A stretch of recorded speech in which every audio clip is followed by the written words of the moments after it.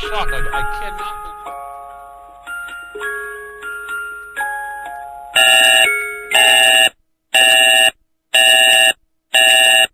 Take the red pill. You stay in Wonderland. And I show you how deep the rabbit hole goes. Is this the real life? Is this just fantasy? I'm a human being, god damn it! My life has value! It's time to ask yourself what you believe. Mass murder, torture, perjury, embezzlement, fraud, deception, treason. These are just a few of your many crimes against humanity. You will not win this war, for you are fighting the very essence of humanity.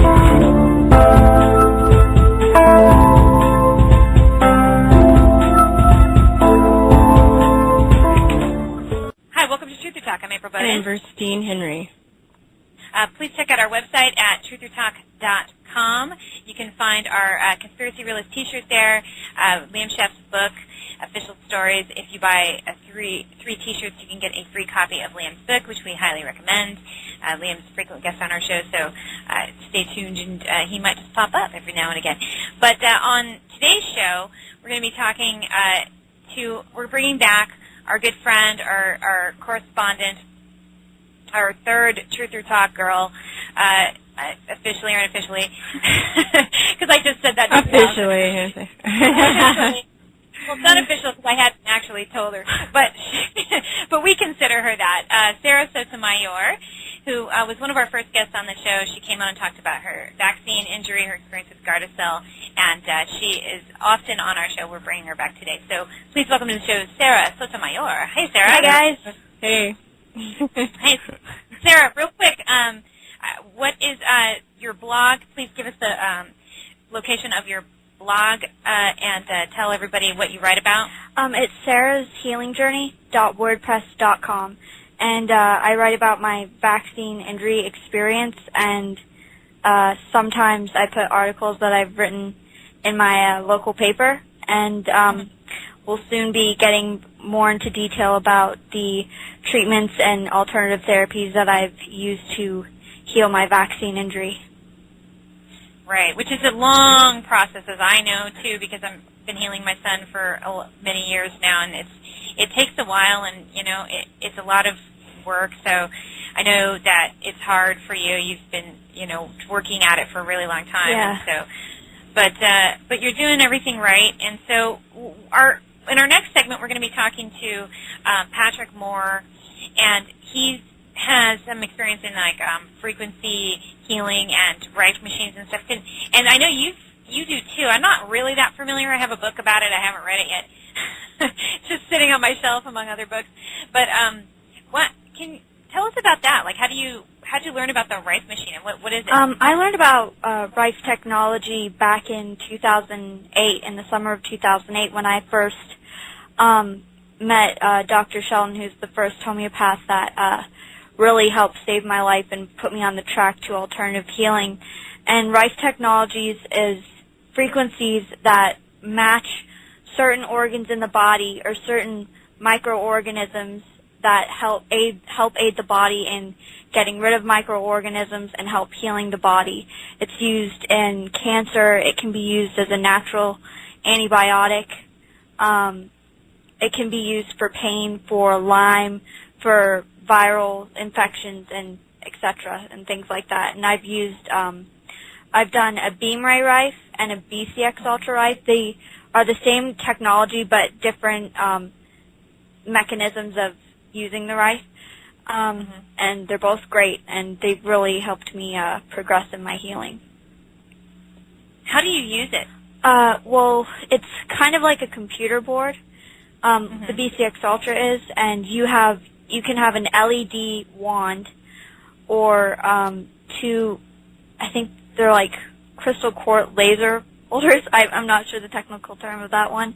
But what you do is you program what frequency you want. So you get a book of frequencies. So if I wanted to do a blood cleanse, I would put in like program 110, hook up the LED, and then run it. And for the blood cleanse, you actually put it on your navel in order to reach all the blood vessels in your body so that it cleanses all of your blood.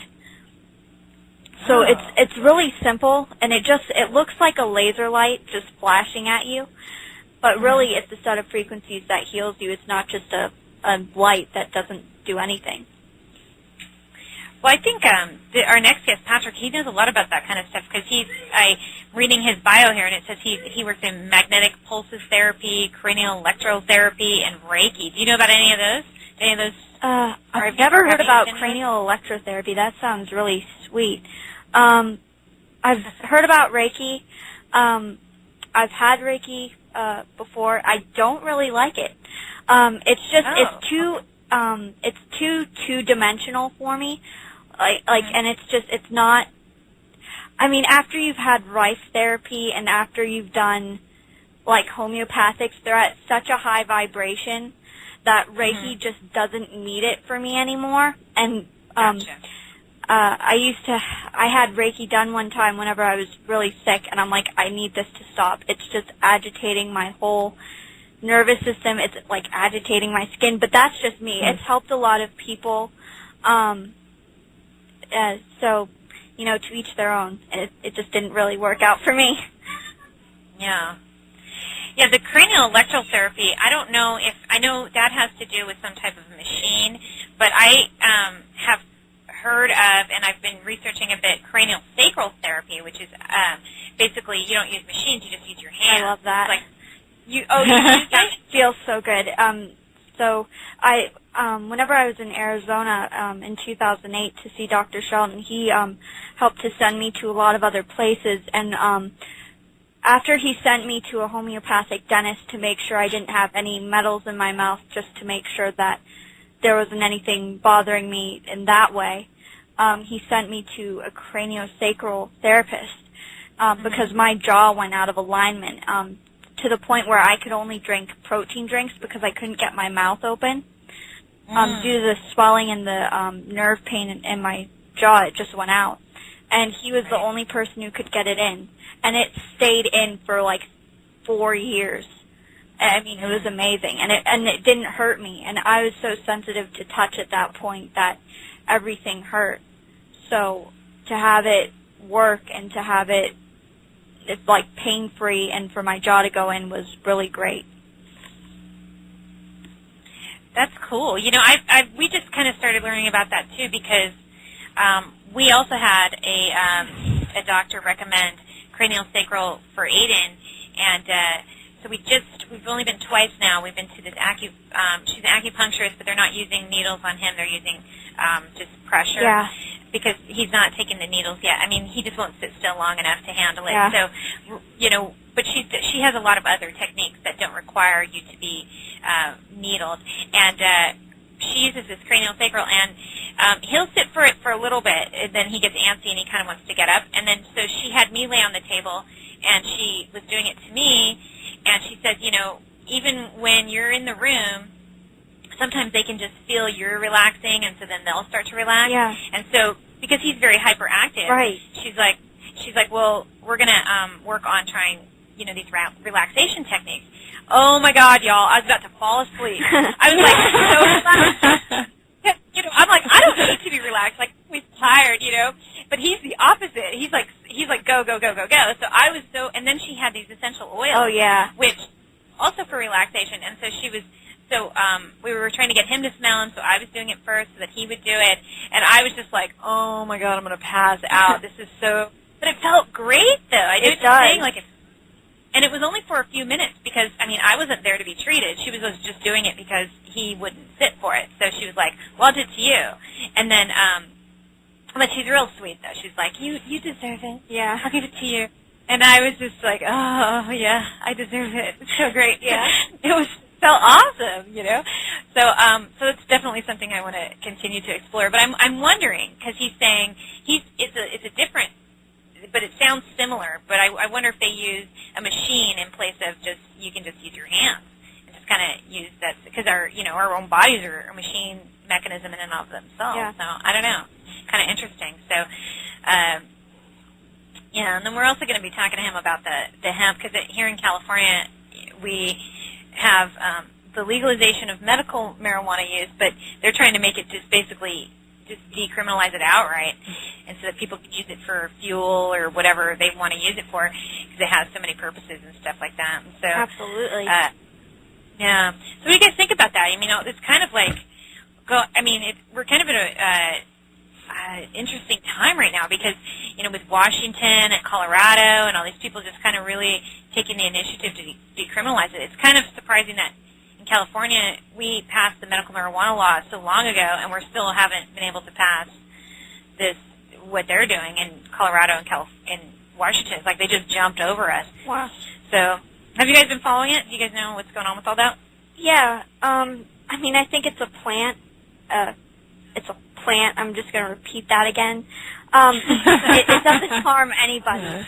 It makes people relax, and it's a gateway to your couch. Or, Right. Right. I know, it's a good way of putting it. And we have cannabinoid receptors all throughout our body. We have CB1 and CB2 receptors.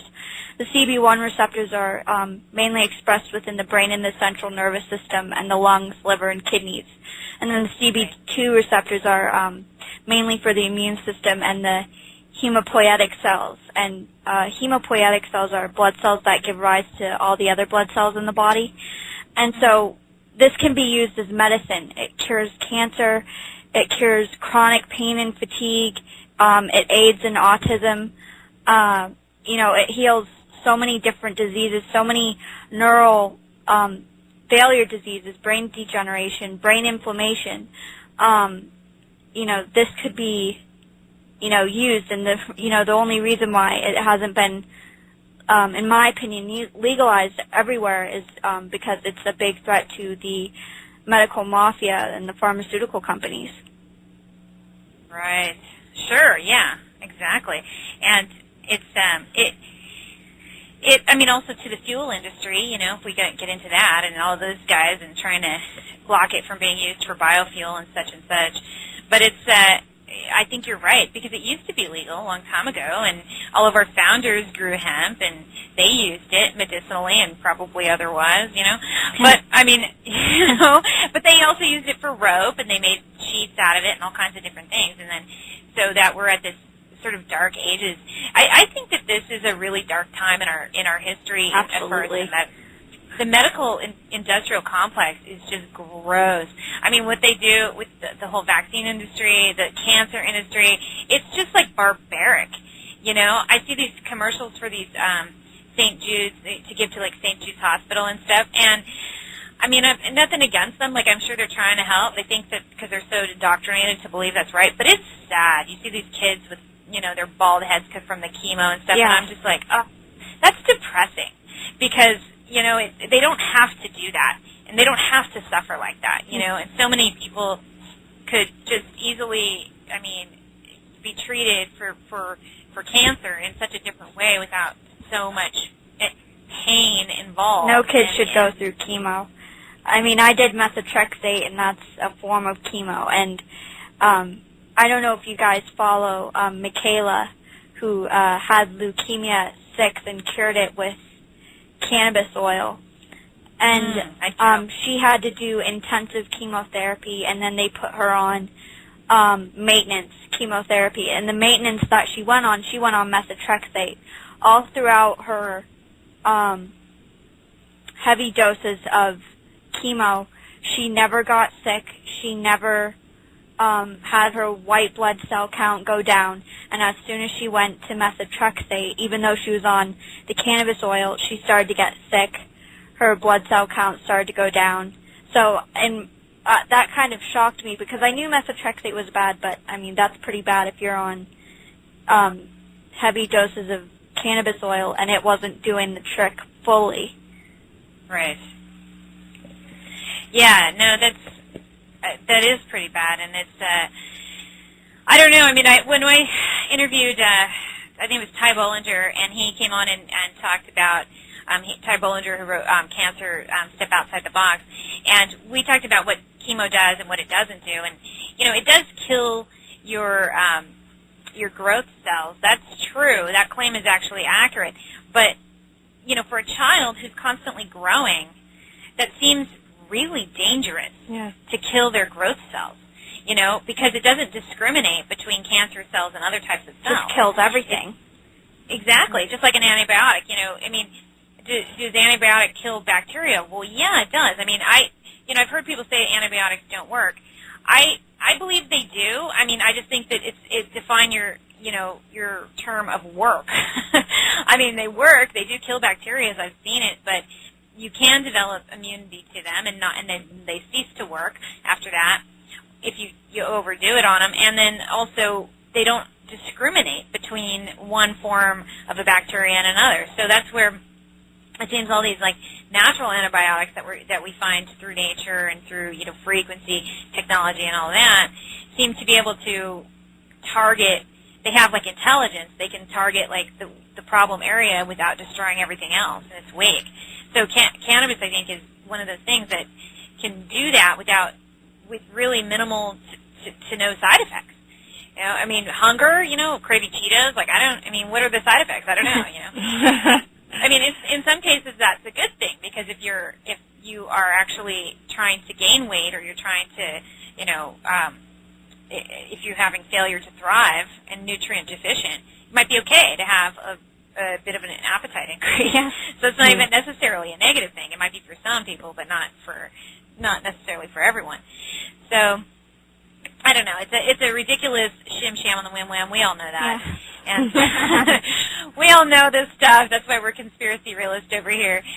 So we are going to take a quick break, and then when we get back from the show, Virstyne and I are going to be talking to Patrick and Jeanette about this initiative that they're doing in California to try and get over this barrier and have hemp and cannabis just legalized outright. So hopefully we can get into that and talk about that with them a little bit more. But we want to thank you, Sara, for coming in on this intro and talking to us, giving us your knowledge, as always. And so, thanks.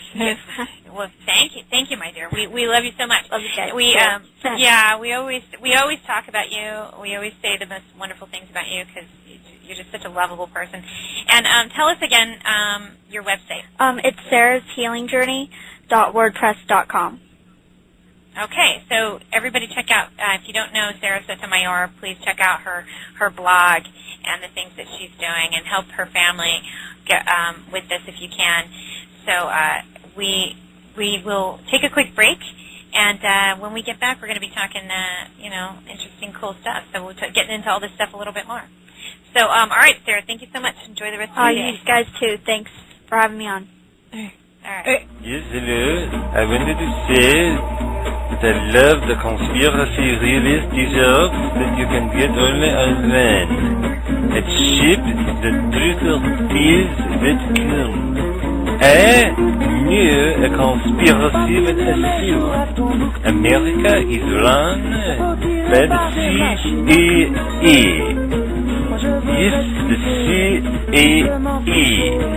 That's why you have to wear a conspiracy realist t-shirt all the time to let people know that you are not stupid.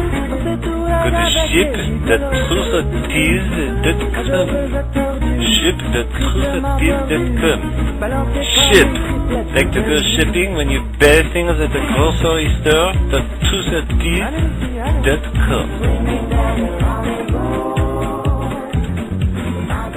This anywhere else. Tommy Chung of Cheech and Chong fame announces to us that he has cancer. I spoke with Chung earlier this evening. We're going to talk about the legalization of marijuana issue, but then he told me this. The Tommy Chung is here. So, Tommy, good to see you. We brought you in to talk about this New York State, about lessening the laws for possession in public. But you have an announcement to make. What is it? My announcement is that I was diagnosed with prostate cancer about a month ago, and I'm going to start treating it with cannabis oil, or hemp oil, or pot oil, and the reason I'm treating it with hemp oil is because I looked at a video just recently called "Run from the Cure" by Rick Simpson. And it documents a whole how he cured his melanoma cancer by using hemp oil. You believe that you think that you got prostate cancer in prison after the paraphernalia in the company, the internet company selling the bongs. This was 2003. You think that you got it in prison? Why? Yeah, that's my feeling, because I was totally healthy when I went in jail, and I hadn't smoked pot before I went in jail, and then while I was in jail, I was clean as a whistle because they drug tested me almost every day, and I started having problems with my prostate right there. I remember very well, because when you have problems, you have to get up in the middle of the night and you got to pee a lot, and then I also contacted gout while I was in prison from the food, and so I think it's a combination of the food and the fact that the prison itself in Taft, California, is built over a toxic waste dump. And they have a thing there called valley fever that other prisoners were getting, and they don't even know what it was. It's some sort of wasting disease. So I think I got it there, yeah. We should tell you haven't smoked pot in how long? People think you're a pothead, but you haven't smoked pot in... No, well, I laid off for about a year, when I started getting kind of weird health issues, which actually turned out to be prostate cancer. And so I did everything. I'm a very holistic person. I went on the juices and everything, no red meat and the whole bit. And so, but now that I found out that the hemp oil will help the prostate, hey, I'm back, man. Do you think people are short-sighted because many people have an issue with it morally? And do you think people are being short-sighted about, especially what marijuana can do to you as it compares to alcohol and other drugs, and also what it means economically? Should we, and meaning the country as a whole and our leaders, be looking at regulating marijuana as a way to help to boost this economy? I'm against it. I think it's leave it the way it is. I mean, we don't need more taxes. We don't need to be taxing something like they're doing with tobacco. I mean, because again, where does the tax money go? It goes into a black hole called the government. I think people are gonna. I think people are gonna find it odd that you're saying you don't think it should be legalized. Let's get this straight. You don't think pot should be legalized? No, I don't think it should be taxed. You don't think? I think it should be totally. It should be totally legal. Yeah, but it shouldn't be taxed. Why? How can you legalize it and regulate it and then not tax it? Most things that are regulated and legalized are taxed. All you have to do is decriminalize it. Just take away the criminal penalties. We don't need a system of who we're going to buy it from. We got growers that we buy it from. We don't need we got people that deal that will come to your house.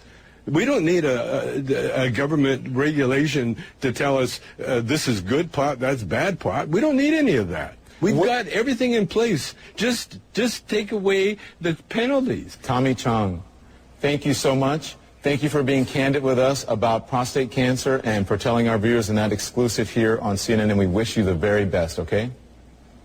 Thank you, and I want to come back when I'm cured and let you know how it went, okay? Yeah. Patrick Moore is a lifelong activist, therapist, and artist who worked with Jack Herer in the mid-1990s to pass Prop 215, California's medical marijuana bill, and Dr. Bob Beck to revive the field of bioelectric medicine. Patrick is also known as Dr. Mesmer since he started teaching a blend of health techniques incorporating hypnotherapy, magnetic pulses therapy, and cranial electrotherapy, and Reiki, based in the principle on the work of Franz Anton Mesmer, the 17th century French health pioneer. Patrick has been also a biofuel researcher since the early 1990s, developing diesel fuels based on recycled algae and hemp oils, offering a viable petroleum alternative. Along with us to join them today is also his girlfriend, activist and teacher, who is also hard at work at the California Cannabis Hemp Initiative for 2014, Jeanette Perez. Welcome, Patrick and Jeanette, to the show. How are you? Good, thank you. Good to be here. Thank you. Good.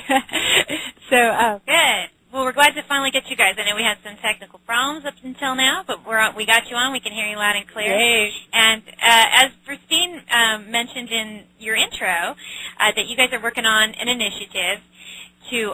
So can you talk a little bit about that, and how, and a little bit about also how the process works, about how you propose an initiative and how it becomes a law? Well, I'd like to introduce the initiative a little bit on this specific one that Jack Hare wrote. He developed it through the 90s in the last 15, 20 years, taking libertarian principles and weaving them into a very liberal, very progressive cannabis act. It's called the California Hemp Act when it passes. It legalizes industrial use of hemp, personal use of hemp, adult use for hemp, and more importantly, or as importantly, it frees all the prisoners. So it goes back and retroactively corrects much of the problem of what's been created through the war on cannabis. It's really taken some of the best amongst us and knocked them in state and federal prisons around the country in mass numbers. So it does as much as it can, and then expunges their records, so then they can go back to being school teachers or truck drivers or whatever they were before they became felons for smoking or having cannabis. So it's a progressive bill, and at this moment in history, it finally seems like the country is really catching up in mood and then really a knowledge base to understand the nature of the war on drugs, the nature of the war on cannabis. We might be able to pass this as it'll be putting California in a progressive tip again, so hopefully showing the rest of the world that it's not only okay cannabis, it's okay to free top prisoners, or to correct the problem as broadly as possible. There are people that probably already know this listening. Some people might be tuning in for the first time. Some people are curious to know what hemp is, or why cannabis is so important. So why is the legalization of cannabis so important, would you say? Anything you can do with petroleum, you can do with cannabis. The nature of the 20th century was some decisions made by a small group of people to replace cannabis industry with petroleum.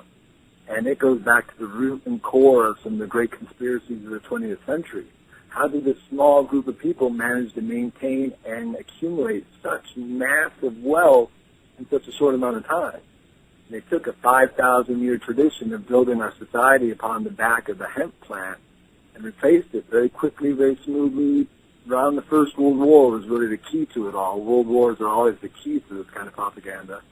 And they replaced at every step and every juncture, from the fibers to the fabric to the fuel to the panel boards to the plastics to everything, from carbohydrates to hydrocarbons. And that was the battle cry of George Washington Carver and Henry Ford in the early days. Was anything you could do with the carbohydrates, you could do with hydrocarbons, but why would you? You can grow a sustainable crop that could produce all these different things. Why would you possibly dig the dredges of Mordor and bring up iron and bring up oil if you don't need to? And the crime, as we look back at 100 years of devastation on this planet and wars and war for resources and all the stuff that goes on, what we've acclimated ourselves to become acceptable to, or we've accepted as being normal, it's completely been a farce. The world of hemp producing fuel and food and fiber and medicine, there probably wouldn't have been a world war in the 20th century. There'd be no reason to fight to go get someone else's hemp if everyone's got these resources. Even if some hemp were better than others, as it would be around the world, it wouldn't be war-worthy. It never could have convinced anybody they're going to starve in the 20th century if everybody had hemp around. So it really pulls out the rug underneath. It's the foundation from which all other conspiracies are kind of built upon. It was a key resource, our most important food for the last 5,000 years, and trace a huge chunk of the diseases we face right now as malnutrition. Many of them rooted in essential fatty acids. You're back to, well, what happened? Well, we replaced hemp with anything and everything, but we're still not getting that balance that we evolved literally eating. So it does, this core and key is that, and then up from there, it's the biggest tax revenue in the future. It's the world, Canada and Germany, and everybody's already moving back to that carbohydrate-based industrial revolution where nothing's lacking. You can still build cars, you're still building houses. They're doing it out of hemp in Germany and Canada and Australia now. And we're really being left behind in a dark age. People are going to look back on it and say, oh, that was all silly and unnecessary. Right. We're just trying to catch up with the rest of the world at this point.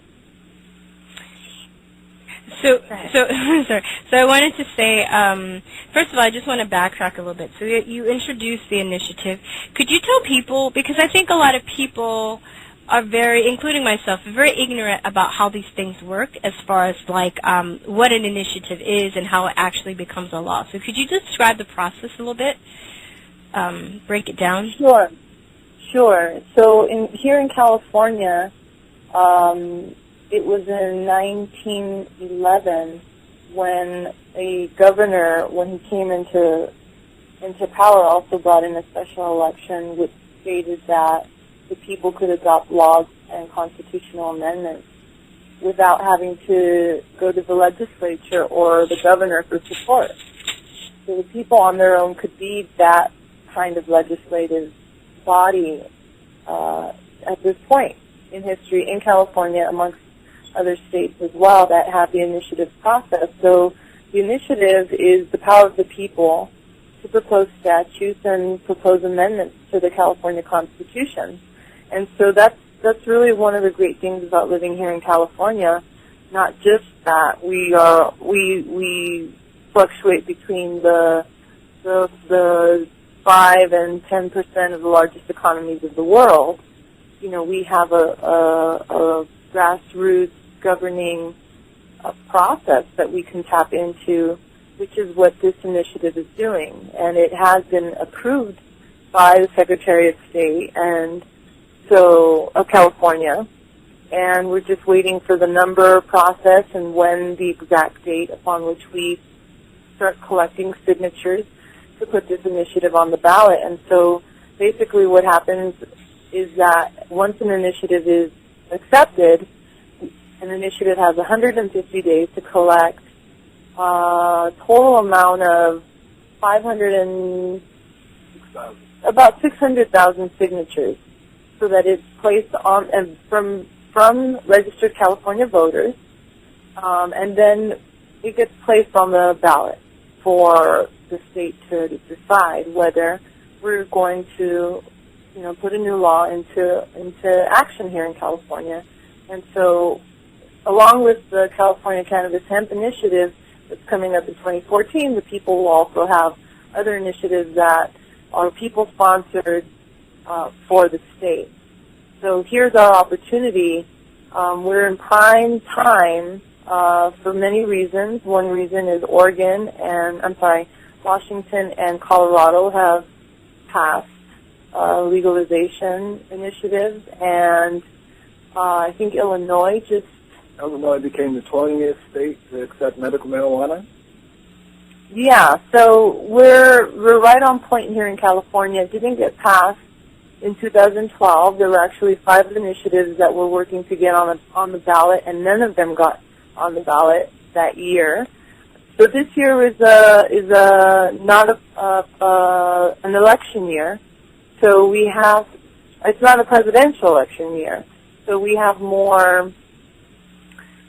What do we have more of?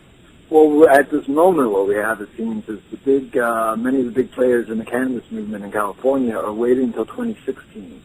Many of the people who brought us Prop 19 and the Amsterdam and a lot of the big names that are in High Times office have decided to wait until 2016 and try to pass a more conservative, more reasonable piece of legislation. We support them in their efforts, and they also make a nice group of people.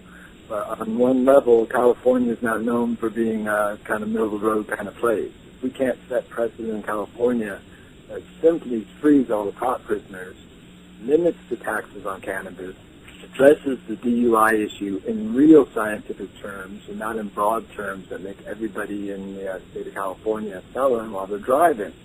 That's what happened in Washington State. They legalized cannabis, and that's most story that people know, but in there they set a precedent for the driving limit to be tested, and then they're so incredibly low that anybody who smoked in the last week or 2 or 3 would test positive for driving under the influence and immediately subject to a special felony and a year of losing your license and yada, yada, yada. So there's a level at which a lot of this cannabis legislation creates new felonies out of the way they legalize it. So Jack Hare very carefully honed a piece of legislation that doesn't create new felonies in any which way. It's very progressive and open-minded. It allows 99 plants or 12 pounds for any person who's personally growing their own cannabis. And if you're going to become a professional in the field, you can pay $1,000 entrance fee, $1,000, I guess, sort of like a tariff to get in. It's a licensing fee. It's not a $50,000 or $100,000 liquor license. Not a fee of $250,000 to get involved in the industry of, retailing cannabis. $1,000. So it very realistically addresses the fact that governments and special interests will find ways of stopping people using layers of the law. And this Jack Here's initiative addresses it better than any I've ever read. It's really worth being a cracking point for any type of legislation being put forward to counterbalance big government and big business. This type of legislation is a powerful tool. And whether it's, again, aimed at cannabis in other states or other countries, or aimed at other issues, the things that can be learned from the Jack Herer initiative that are powerful practice in the world today. And so what you guys are talking about sounds very reasonable and very logical. You're describing that it would be a source of income for the state, because then obviously we wouldn't have as many prisoners and so on and so forth. So why do you think it's been so repressed? If it's such an easy call, if it's so like, well, we can do so many things with this, and and it would actually save us money, and et cetera, why is it so concealed? You go back to that big conspiracy. You go back to the fact that there are people with vested interests at very high levels with mega interlocking corporations that view their structure and their paradigm that's been built upon, what we call a false premise, that petroleum can work out smoothly and that we have nuclear as backup and everything will be okay. And what we're left is a lack of resources to be able to pick the most valuable, important crop in the world and literally banned it for 100 years. And they've erased strains of it around the world. There's been a very diligent underground that's managed to miraculously hold on to these seeds and strains and keep them going and growing. And actually found in the last just 10, 15, 20 years, and I think a lot, and I don't pat myself on the back of this community too much, but I think we really broke ground in 95 with the California, with the Compassionate Use Act, the Medical Marijuana Act. It allows 1,000 clinics to open up around the state and really allowed people to begin an international dialogue about the true medicinal benefits. And the closer they're looking, they're finding it to be a super medicine. It is beyond the things the Rastas and beyond the things that cares, beyond the level we've been told up until now by people who seem delusional. The further down the science hole you go, the better it gets. And so we've really taken the finest single resource on the planet and banned it in ways that are ridiculous and perpetuated things that we know to be unsafe, we know to be dangerous, and as we're watching Fukushima go down, as we're really realizing the magnitude of the problem we've created, it's of course, it's an easy, simple switch once you get it, but they're going to hold on to it to the bitter end. They have there's no exit strategy for the globalists at this point. They can't just turn around and say, oh, sorry about all that we've done in the last 100 years, and maybe we can all get along with you now. They don't see it that way. They know we're going to be flabbergasted once we get beyond the reality that this wasn't just a natural occurrence. It took a lot of work to get us down this dark alley. It doesn't seem to have a way out. Does this initiative allow people to grow for themselves? Yes, it allows people to grow 99 plants and per person, per household, or per person? Per person. 99 plants per person and 12 pounds per person of trimmed flowers. So you can develop a year's worth of medicine off a year little crop and take care of yourself, and then if you want, your neighbors or whoever else, right? So whoever's good in the neighborhood, take care of their little collective. It's all very aimed at the end-all herbalist. It's aimed to support the communities in California, each and every part of it. It's only a 2-page act, and we really found that simplicity in law is often the best. There's many people who want to drive. One of the 12 we ran against last year was 24 pages at one point, and they whittled it down to 16 pages. And I think there's another one that might run this year. It's very complicated detail going into all this stuff, and that just creates a smorgasbord for judges and lawyers down the road. Make a simple act that clearly states the premise of law that every time a judge has to review it, there's nothing to go upon except the simple premises of law. That's what works best. That's what kept medical patients safe in the state for 16 years. Unfortunately, the growers and people running clubs have had whole other sets of problems, but the act designed to protect the patients, protected the patients for 16 years because it was just very simple, well-written. Everyone laughed at it when we tried to pass it. Like, it's not even complicated enough to be a law, much less, radical to think about marijuana being medicine. But it's all commonplace now. It's all just secondary to accepted now. It wasn't that long ago where it was a laughable idea. And we still got enough signatures to get it on the ballot. So we're confident in 2014 we can do this again. This is a front-page story. Every news service in America has somebody on the marijuana story now. I mean, it's just overwhelming. Press activists, I used to spend a month waiting for a story to come up in mainstream media about cannabis, and now some days there's 4, 5, 10 in a day. So it's a glorious moment. We just need to ride it to its ultimate goodwill. We need to ride it until it gets to the street up to people. So we're all eating hemp seeds. So we build our cars out of hemp, and so we're building our houses out of hemp. And so we have to explain to our kids, that some generation soon to come, what petroleum was all about. Kids are like, it seems silly, but we're close. We're watching Germany do it. Germany's pumping hemp fuel in the diesel at gas stations right now and building their cars out of hemp. Canada's building cars out of hemp, using it as a staple food source, replacing genetically engineered corn and soy with hemp. Just quietly. Right. It's not a big thing, but just over the years now, over the last decade, it's become the staple filler food for most of their food now. So they don't worry about the GE, GM, corn and soy. So you could be there. We're right on their coattails. In Uruguay, right? Uruguay just announced that they're going to start using cannabis in their, in their country as a renewable resource and stuff.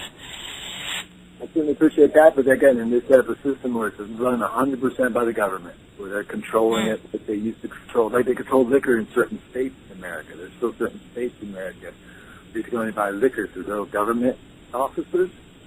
That's the way they're going to control cannabis in Uruguay. So on some level, it's also kind of cool, but on another level, it's the exact opposite of where we're going with the Jack Herr initiative. Gotcha. We're trying to limit taxation and regulation as much as possible, because every time the government gets involved in anything, they tend to mess it up. If we allow them to tax it, they're looking they tend to corrupt it, yeah. They're looking at 98% tax rate in Colorado by the time the dust all settles here soon. Oh, what? 98%. And they're still not limited there. They can still continue to add taxes on top of the 98% tax that they're ultimately going to be paying in Colorado. Oh, so that's what I said. Yeah. The Jack Herr initiative limits the tax to 10%. We think that's really realistic. And watching what Colorado's doing right now, we now know it's very realistic to say, hey, whoa, all right, sin tax, whatever you want to call it, even though that's a great insult. The whatever tax you're going to try to layer on it, because it's the thing, we're going to at least cap it at something realistic. You mentioned how when the government gets involved, they always tend to mess things up. And I read recently how the government actually has patents on certain hemp seeds already. So you find that interesting how it's being suppressed. Yes, it's being suppressed, yet they're hoarding it. So what do you know about that? It's like all the great breakthroughs of the 20th century. Anything that has been the paradigm, the petroleum industry, the petroleum empire, I usually call it, has been squashed and demonized. And the thing I carry about Franz Anton Mesmer, there's sort of still to this day, a stigma around Mesmer and mesmerizing, and it's still sort of a spooky thing. But here's really one of the great pioneers of the last 400 years in Western history, and developed the idea and concept around healing and magnetic fields, and that, created a language to describe what he was going through, not having the tools of even a battery or wire to work with. That I resonate today with what I'm doing with the cutting-edge 21st century healing technologies that are being developed around the world. There's a lot of work going in ozone and colloidal silver and use of pulse magnetic fields and all these great breakthroughs that have been, decade by decade. Tesla was working on all this stuff in 1900. And here we are 110 years later, still working on these technologies, getting them out to the basic consumers so they can avoid radical surgeries, avoid having to need courses of rounds of petrochemical solvents and or radiation. I mean, that's threefold prong of the AMA today, and none of those could be viewed as a true therapy if you were to base it on a larger perspective. It's only in the course of slowly, decade by decade, kicking everyone else out to the curb through legal mechanisms to say that, oh, well, that's what we're left with. You get sick and you either go get one of these three things, or you got to go get it down at the health food store, or they're scared to say anything, or you got to find information online and get it sent to you. Because it's not really just any one monopoly in America today. Well, there's fuel and there's medicine. Right. Completely controlled paradigms. Get it right on the head, yeah. Right. Now, people often tell me that prohibition didn't work, so it don't really need to work about this. It'll work itself out soon. I'm flabbergasted because prohibition worked 100%. Prohibition was never about stopping people from drinking. It was about stopping people from making their own fuel. Half the farms in America at the turn of the century were making enough biomass or making enough alcohol off their own just excess biomass to fuel all their own tractors, and then, some local neighbors. So there's a forming little mechanism to make the fuel sufficient in America. And right now that biomass goes to rot and waste by the hundreds of tons, just tons and tons of tons. All that would have been, could have been, should have been just fuel, locally running everybody's own farms cleanly, and we wouldn't have had, we would have cut our need in fuel in half, by the 50s, and a half again by the 70s, and a half again by the 90s, and we'd be using almost no petroleum at all, with a rich abundance of clean everything around us. Again, I can't emphasize how bad the petroleum empires left its footprint on us, but it doesn't need to continue to happen another decade longer. We'll start drawing the line strongly, especially in California. We have a unique ability to be heard here in California through Hollywood. When we make a ripple and we do something here, the world hears about it very quickly, the whole wave of media. So we have a perfect launching board for a true new paradigm shift. That, won't be perfect. Nothing's 100% absolutely perfect for everything, but it's going to be, a 170-degree turn from where we're at today, and that'll be a good spot. It's so funny. I'm really surprised that California is coming in so late with all of this, too. I thought, you would think you're talking about the entertainment industry and the power that we have here and how popular we are. That and a lot of people, I know so many people that smoke and use cannabis, or maybe they smoke it, but they also use the oil. And it just shocks me that we're just so far behind, California. No, of course. No, there's a huge community out there that's very adamant about their use, but still won't go public about it. They still won't tell their parents about it. They still hide it from their neighbors. They're closet smokers. And amongst friends, everybody knows everybody smokes. So there's not a strong political movement. The parties, the support for this isn't like going after the bankers. It isn't like going after other things where you aren't admitting that you're doing something that's still technically maybe against the law, or at least is shunned upon the church and other community services and stuff. We still have a moral, a propaganda on us for 100 years that's ugly. It's going to take a little while to shed that off, especially some of the older folks in our country. So it's a unique paradigm we're in. And yet we're really, in many ways, like I said, in the mid-'90s, I think we drew the door wide open with the medical movement, and we've refrained from passing bills that compromised our freedom. Prop 19 was proposed 3 years ago in California and came very close to passing. It didn't really have the support of a lot of the activists in the community, because we'd rather wait to see the Jack Herr initiative or an initiative like it pass, instead of passing something that is intrinsically compromised, something that has faults and flaws in it. If it's 95% good, but still makes 1 or 2 felonies out of being a legal new smoker, that's not good. Somebody's going to fall into that ravine, and if law enforcement has it their way, if the system has it their way, they'll keep the numbers about the same. So whatever little glitches we leave them with is what they will still use to prosecute and persecute the cannabis community that's unfairly persecuted. if we were a drug-free nation and there wasn't anybody drinking and there wasn't anybody taking psychotropic drugs and there wasn't anybody, I would understand it. If I went out to an Amish community, I want to go smoke cannabis there. But we're the most drugged-out nation in the history of the world, and to say that cannabis is being held at a special, or mushrooms, psychedelic mushrooms, would be held at a special level of law, where everything else is just being fairly traded and sold and used and promoted on TV. Drugs that at the end of it says and make you kill yourself or somebody else, sell these things on TV and run ads during prime time. So it's a shocking, nearly overwhelming paradox. Yeah, I think the death by medicine is it's the largest death toll. I think it was just a year or so ago that it outnumbered car accidents.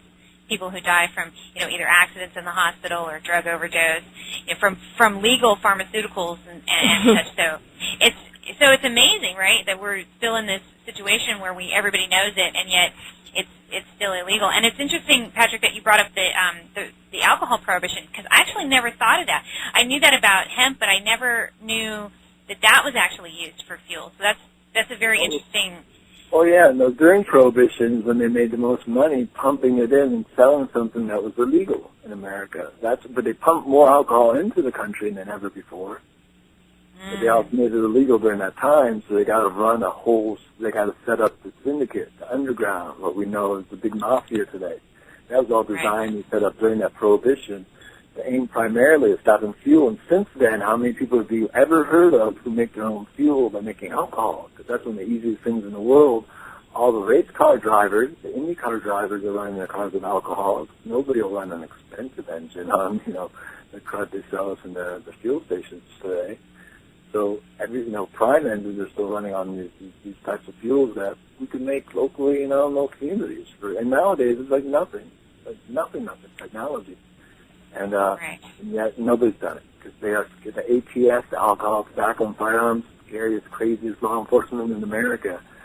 So people go and pay $2, $3, $4, $5, and who knows what'll be down the road, $1 a gallon for petroleum. It's destroying our environment, destroying these engines. My diesel engine will last 5, 6, 7 times as long, maybe 10 times as long running on biofuels as it does on diesel number 2 today, which is sold, which is what's allowed to be sold on the market. It's just grinding these engines to death. Even if you can just add a gallon or two of biofuel to this diesel fuel now, you'll at least double the life of your engine. So it comes down to, the bigger investments, the scale of fraud is huge. Switching gears a little bit, you are a proponent of Dr. Was he a doctor, or is just Franz Anton Mesmer, right? You're a proponent of his work, huh? Yes. There's a great film made about him about 15 years ago called Mesmer. It's kind of an overview, a historical look at his life. Yeah, I inspired me as a researcher. Could you tell us a little bit about the work that you've been involved in promoting his philosophies, or? Yeah, after 8 years stint in the Western Highlands of Guatemala, developing a health service treating Mayan refugees up in the mountains, I ended up in a refugee center for about 8 years in Guatemala in the 90s. I settled back in the West Coast in Santa Cruz and developed a research facility, and I titled it Santa Cruz Center of Modern Mesmerism, having been so inspired by Franz Anton Mesmer's work, and realizing that, 200 years later, 300 years later, after a government propaganda campaign, slander campaign against his name, the resonance was still there. I still had many people tell me, don't call yourself a mesmerist. It's kind of creepy. And nobody knows why. Everyone knows it makes them feel a little weird, and nobody knows why. They just know there's something funny or weird or creepy about mesmerism. And yet there was a field of mesmerism in the early 1800s, in the late 1800s, in the early 1900s, and, a little bit somewhere in the 50s and 60s. But, it's been a resurgent field of research since Mesmer introduced basic principles of bioelectric medicine. He called it animal magnetism. He said there's a magnetic force in nature different than mineral magnetism. He called it animal magnetism.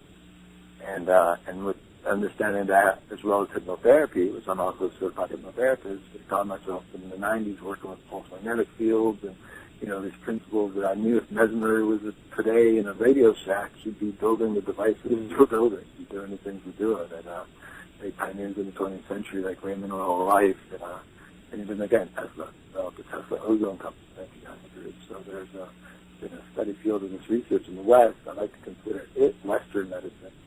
AMA is definitely a field of their own medicine, but Western medicine is much more diverse than radiation, chemotherapy, petrochemicals, all it called drugs today. Yeah. I caught a little bit of your lecture at the Health Freedom Expo, Patrick, and you were talking about this in the magnetic therapy, and you mentioned a study at UCLA, and you said that they basically were studying this, but they actually were cutting people open and putting magnets under their skin, which was kind of unnecessary. Can you tell us about that? Yeah, no, there's actually a great bit of research done at Albert Einstein University in New York, Medical Research Center in New York.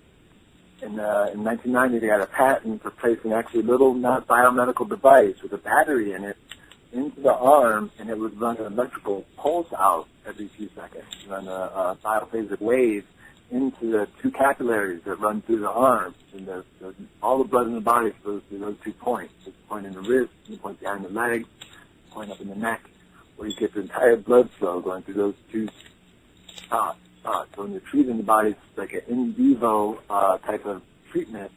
You apply current to those spots. So Dr. Beck realized, having been kind of a bigwig at UCLA and a researcher and all sorts of things.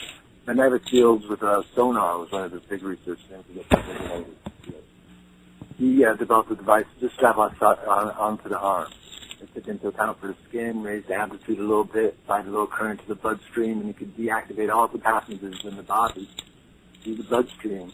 A little device built a Radio Shack that could just sit on your arm while you're on your sofa for a couple hours a day at your own home, instead of, as the medical paradigm will present it, here's a device we have to put into your arm during surgery, and then you have to come back or stay in the hospital, and of course they have to take the machine out, put a battery in it, replace it a couple times during the course of the therapy.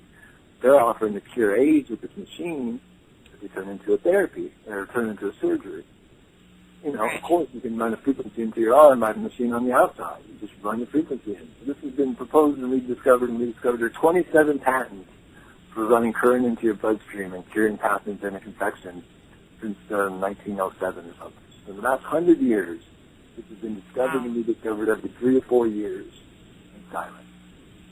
It's stunning. It's stunning if you think about how many people have had infections or lost, how much energy has been spent in healthcare trying to treat untreatable infections, that they've all been treatable.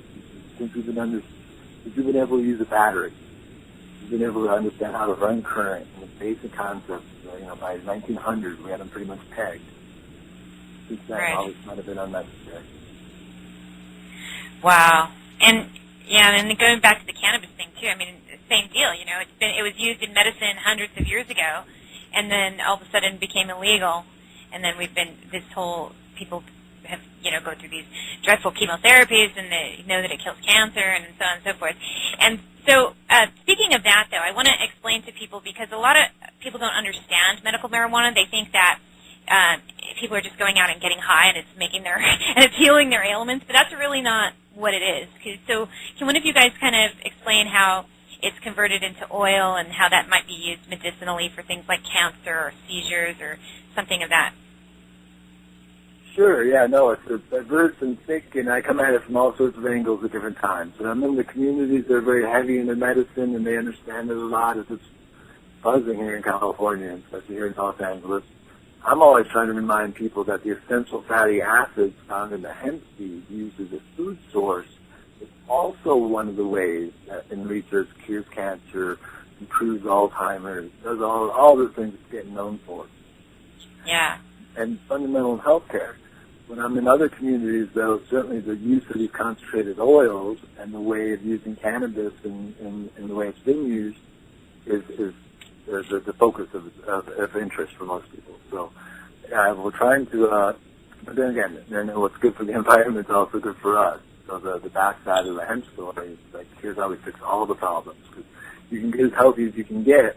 If you live on the Gulf Coast and the oil spills up and your food supply becomes contaminated with petroleum, it doesn't really matter if you're eating organically or if, these things start raining petroleum down on us or just flooding and this stuff. We have to prevent the environmental cause of disease as much as we have to prevent and maintain our own personal being. So it's a two-pronged approach. You cannot be actively pursuing healthcare in the world today and not be an activist to stop some of these problems that are going on in our larger environment. We cannot avoid those. And it's hard to ever diagnose anything in the 21st century now, because there are so many cofactors that you just don't. Yeah, definitely. Gauge how many ways we're being poisoned in a single day today. And so you go to the root, you go to the head, you go to the heart, you figure out how to stop this process. And it's as simple as the tasting. And as up there as stunning as hemp is, our overall research and study behind algae, and the same with funguses, mushrooms, we can create absolutely anything and everything as soon as we decide we want to teach the world how to grow. And what we've learned in California and other places about how to grow marijuana in very small spaces to a high yield using as little amount of energy as possible. If that were to be translated worldwide on a large scale, the way we dig for petroleum, the way we make these massive holes in the earth, that kind of energy is spread out around agricultural communities around the world, boom, we're at ratio quickly. 4, 5, 8, 10 years, we have 100% fuel supply for every vehicle on the planet. We can continue on as if nothing ever happened, except, we've got to keep cleaning this stuff up by another couple decades. Have you had any occurrences with cannabis and its relation to radiation and how it's able to help remove radioactive elements from metal and from soil and water? Because I read an article a couple days ago talking about how they're starting to use or they have used cannabis in areas surrounding Chernobyl. Oh, yeah, no, hashtag cytoremediate Fukushima. Hashtag it and say it 3 times quick. Cytoremediate Fukushima. Because, we launched a campaign right after Fukushima happened, hashtagging hemp, cytoremediating Fukushima.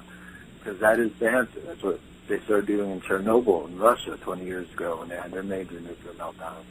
Everyone's going to have one soon. We had 3 Mile Island, and we've still got a few of them that are melting down, just kind of low level, steadily though, over decades. So we're starting to have our own couple little issues here in America, but Fukushima is unique, I believe, since you guys are conspiracy realists, and I think there's a closer look. The type of nuclear materials that are coming out of the Fukushima plant number 3, I think, one of the ones that's really damaged, well, they're all damaged now, one of them's leaking unique materials that indicate that it may have been a weapons program, or the other radiation they build for nuclear power. There's different things they do within plants that are designed for other things, weapons, and that they may be the big secret. That may be the reason Japan's responded so slowly and in such a weird way, and maybe why some of the big officials have been died or suicided in the last year or two. And some of the oddities that have gone on around this may be explained by the fact that perhaps this was a very quiet underground, weapons program that been speculated. And there's research around that. Something to look into, and maybe one that keeps understanding why they've done nothing to help clean it up so far. They know as well as we do that Russia's had some level of success finding hemp around. It's like thousands of acres of hemp, where no one's going to be living anyways, right? But it mitigates. One of its miraculous properties is it can help rapidly cytoremediate nuclear compounds, as well as many of the compounds found in petroleum and other the industrial wastes of the 20th century. So it's useful like that. So I'm curious as to how. Do you know exactly how that's done? Do they mix it with something? Is it just is it just cannabis? Because I saw a lecture, I don't know his name, this guy on TED, who talks about mushrooms can do the same thing. And I don't remember if it was a certain kind of mushroom that can do it. So do you know if they're using a combination of other plants in addition to cannabis, or is it just cannabis by itself? Is the cannabis being chopped and mixed? Is it just being planted in the soil? Do you know exactly like how it's done? I'm just curious. Right, no, it's certainly being experimented in several ways, and Russia's been fairly quiet about it. I know they planted large acreages of it to just phytoremediate its natural life cycle, which has a similar property with mushrooms. So yes, in France, where they have more nuclear power plants than anywhere in the world, they've done a lot of the really leading cutting-edge research on fungus phytoremediation with both petroleum products and properties and radiation. And they use, I know they actively use mushrooms today that will clean up 400 facilities. As they're creating waste, they're phytoremediating it at some level they feel comfortable with. Because other than that, I know the French guys are sweating it out. They have 400 of these things running around, and at the point they break down in such a unique, big way. So anything we found in the 20th century is like things that break down. We're going to build this stuff that's going to last forever, and the Titanic's still going to sink, towers are still going to fall, and the biggest things we have going someday are, going to fall, going to, go bad, and you need to understand what that cycle means. And with petroleum and with nuclear, we've really made the largest mistake. Petroleum could still be cleaned up on some level, and as I'm inspired to find out, so can nuclear. It just seems so overwhelming for so long. But again, to be inspired by solid research done, especially in France, on funguses and hemp being one of the key ways we can really work through the next 100 years of cleaning up this phase. Maybe in 100 years, we'll hand over a planet to that seventh generation that is pristine again. Do you have any opinion on nanotechnology and how they're saying it can help clean up stuff too? I don't really know a lot about nanotechnology, but it's more of like little robots, right? They can clean up stuff. So that to me that sounds creepy a little bit, but. No, that's what it does in medicine. They're going to be putting in these little nanorobots into your circulatory system and into your brain and into your liver. It'll clean and then it'll just keep it clean. All these little robots run around and then they'll eat up your cholesterol and stuff. Well, how do you know that you won't turn you into like a cyborg or something? I will not. I'm not on the list for that research being done right now, and I will be the last one that they will actually get that stuff into. That's what I'm looking for. That would be the last straw. They start making people do shit like that. That's when I'm fucking like living in the trees, like. I'm certainly not a technophobe. I'm not a Luddite. I'm a bioelectric researcher. So I'm the guy amongst all the hippies who has the pulse magnetic field generator and the cranial electrostimulator and these different tools that are stunning and amazing. And the use of technology, the use of any of the stuff that we have, can be as blessed as it can be a curse. I know within the field of cranial electrostimulation, they found frequencies in the brain that stimulate alertness and ability to learn at a higher level, ability to retain memories better, and ability to sleep better. So they wove them into a little therapeutic device Dr. Beck made. That's why people came to him with the machine that cleaned up the bloodstreams, because he'd been doing CES research for 30 years leading up to that. It's kind of one of those fringe fields that nobody really looked upon too much, so they really carried too much doubt. So people continued on with that research even here in America for a little while. And found that if you apply these frequencies for 10, 15, 20 minutes a day, people sleep a lot better, they remember things better, they respond to things better. Any field of research, any way you test it, it shows a marked improvement in the things we want. But a 1,000-fold budget has been spent figuring out how to weaponize that technology. And so as cool as it is to be able to strap on a little machine and be able to sleep a little better, to know that that has now been weaponized and replicated over the last 50 years hundreds of different times and ways, both by big governments and now big corporations, to manipulate and distort or at least commercialize our brain from the inside out. That terrifies. What the fuck is wrong with people? Why can't they just let it be and heal people? Why do people have to weaponize shit? Excuse my language. This makes me so angry. know? It's the key and heart of being a conspiracy realist. You just have to accept that there are a group of people out there so driven by an alternative set of goals and ideals that we view or title them as sociopaths. There's a distinct, we think of it as a type of illness. They think of it as a type of culture. Yeah. Or they think of it as a type of birthright. Yeah. Like if you can raise yourself to the level of what we call sociopathic behavior, a sociopathic mentality, they see it as a gift. And they see it as a gift because it's allowed them to take over and run the world for so long. Because they have no empathy. And if they develop it, those around them weave it out of them through these technologies, including extremely low frequencies. That's the key to mind control in the 20th century. It's been done other ways. It's been done through torture, malnutrition, types of hypnotherapy, and types of voodoo, where you can actually convince people of some pretty radical things if you got them their whole life. You got them in their soul. You mentioned, sorry, I haven't cut you off, but you mentioned voodoo.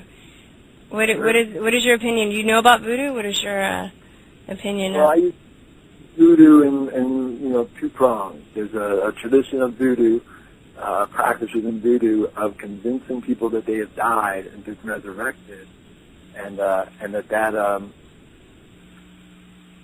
is that's a technique that's an extension of hypnotherapy. It's an extension of trance therapy or trance studies. It's used in mind control in the world today, where again they have found ELF, extremely low frequencies, types of radio frequencies, the brain immediately picks up on it. It picks up on it like a radio receiver.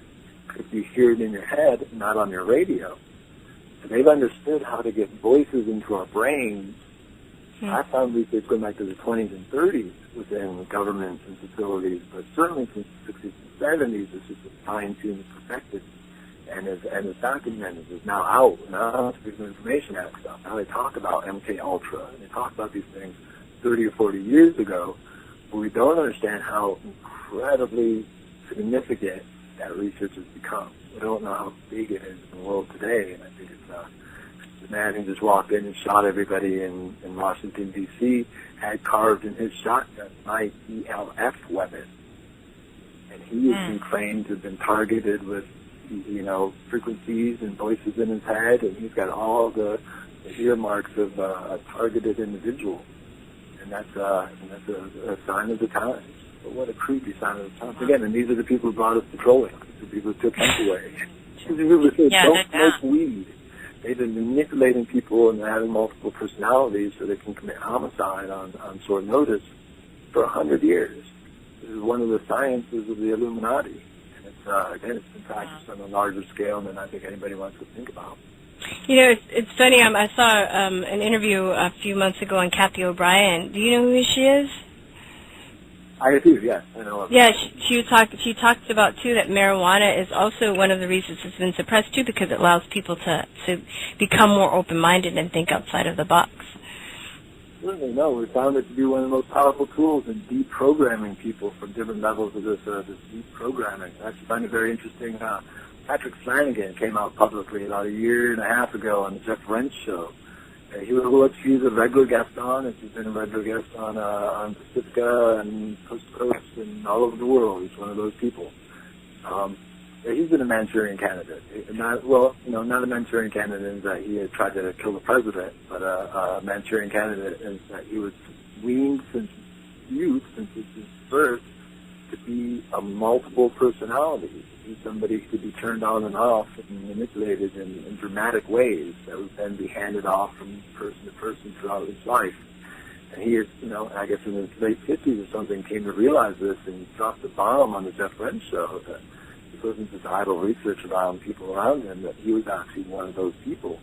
And it took him a long time to be able to actually, come out and talk about it. But somebody I've worked with right across in the Bay Area, and I know to be very influential within a lot of communities. And as Roseanne Barr's been saying in the last few weeks and months and interviews, a good chunk of Hollywood. She says all of Hollywood is run by people who are MK Ultra, either handlers or victims. We call them victims because they're great crimes, but they don't know they're victims. At least one of their personalities doesn't know it's a victim. It's used to be the entertainment. And then when they're back in their mansions, they get, maybe the other personalities come out and they become something else for a little while. But yeah, there's a conditioning and control for those who are going to be able to handle the might. For those who, 500 million people around the world are going to know your name, they know they control you. I think that's the key to that whole thing. Nobody's allowed to be Michael Jackson without having been, conditioned to be trustworthy. I'm curious, you also mentioned in the bio that I read, you mentioned Reiki as being something that you study too. So could you tell us a little bit about Reiki and your findings with Reiki? Is that yeah? I studied the traditional style of Asian Reiki in the early 90s when I was running with in and out of different rainbow family communities and spending some time traveling. I found it to be very interesting and fit in with the hypnotherapy I was practicing and different types of healing paradigms. I like to, you always want to set a good setting, and these traditions are bunched together very well. And sometimes they're seen as being, unconventional, and sometimes it makes people uncomfortable. So there's always a level of, trying to figure out who you're working with and on what level things make people comfortable. But in the mid-2000s, I met a man named Adam Azariah. He was an Essene master. I ended up then studying with and setting up a temple in Santa Cruz for a few years with. And as a tradition that fascinated me, he showed up wearing white hemp robes from head to toe and had a long beard and had an understanding of the Essene Gospels, which we know of mostly through the Dead Sea Scrolls. So there are other historical references to them and notes about them, but again, a chunk of their original text, 30,000 of them, were discovered in 1920 in the mountains in the Middle East, right? And so they pulled them up raw, and we've been able to translate them directly. So it's not 200 years of interpretations of people who said they knew Jesus. Here's some direct people who had interactions with Jesus, amongst other people and things that they were writing about and doing. And it's a very inspiring tradition. So I spent some years studying with them. And what he found was that the Essenes, the original healing traditions of the Essenes, had a whole science built around the hands-on healing. The Asian technique was built out of a school in Asia, a Catholic school, where as when the students became very sick, the students asked, "But you're a master's Jesus. You're in a," they equated it with the Asian traditions. If your master could do hands-on healing, because all these descriptions of the Bible of Jesus laying his hands on people and healing them, why aren't you trained to do that? Why aren't you doing that? And it tickled him. He's like, I don't know. That's kind of odd, isn't it? So he went back to the theology schools in Chicago and all around the country trying to find somebody who's teaching that Jesus was using, and no one had any idea what to tell him. This was in the 50s. No one had any idea what to tell him. So he ended up going to Tibet and learning a Tibetan tradition that did some hands-on stuff and taught that as Reiki. I met Adam Azariah, and he says, yeah, our tradition for 2,000 years has a tradition of hands-on healing. Here's how it works. It took me several years to learn it and really evolve a much larger tradition than what this man was able to develop out of Tibet. His short study there. It makes more sense to me that the more fine-tuned you are to be a vessel to work with a magnetic field, the more powerful therapy it was. And yet anybody giving them a try, any focus put towards raising a vibrational level or interconnecting with that kind of field is worth doing and is as valuable as well. I don't discourage anybody from doing anything when they're trying to improve their health through positive mental reinforcement, through tapping into larger energy fields, tapping into earthing. Just putting your feet on wet grass for 5 or 10 minutes a day, barefoot, and centering yourself for a few minutes. It's one of the most profound things if you sat down on it, and it's easy to do. Straight out of the scene teaching. There's so much more to healthcare than the AMA paradigm. You ever just get that out of our way. We don't even mind competing with it. It may even be able to stand as a type of medicine in our society, but in harmony with everybody else, as a last resort for everybody else, not as the first and only thing to do. And we'll find ourselves in a type of garden in the next 100 years, like the situation we find ourselves in now. So, Patrick, you were talking about the frequencies and how this is used as a bioweapon. Would you say on a larger scale, this sort of these EMFs and all these things that we're being exposed to is doing that to people, like maybe more subtly? It's not necessarily literally in your head, but we're being affected by it. And then some of these therapies that you mentioned, the cranial electrotherapy and the Reiki, could this be helpful in sort of combating that? Yes and yes, of course. No, the just the amount of cell phone frequencies flowing through the average community or street you're walking into has some subtle effect on it. Very little research has been put forward. What we have seen isn't very good about what it's meant to hold a phone up to our head for long periods of time, or what, living next to a cell phone tower or underneath some power lines. All of this has been found to be quite detrimental to the health, and yet goes unaddressed. Yet because the powers that be don't want to rock the boat on any of those issues, and or open the Pandora's box of what Harpus of Alaska, or why these cell phone towers are so spread out and are at this point only emitting 5% of the energy they're designed for. So they can run every cell phone and every PDF and every computer and every Wi-Fi in the country right now at 5% of what they're designed for. So there's a 95% potential there that they aren't telling us about, or they aren't using yet, or once they start using, are they going to tell us about it? Is it something I'm going to do for the military? Because they're the ones who are going to afford that kind of stuff anymore. So there's something going on with the fact that we've all got these cell phone towers and grid, because that was the big problem in the 50s and 60s, is they could figure out how to do this if you're in a certain spot. They set up hotels and actually started targeting the American embassy in Russia. Because when America started taking it seriously is when they found out that the Russians were hitting them with what they call the woodpecker.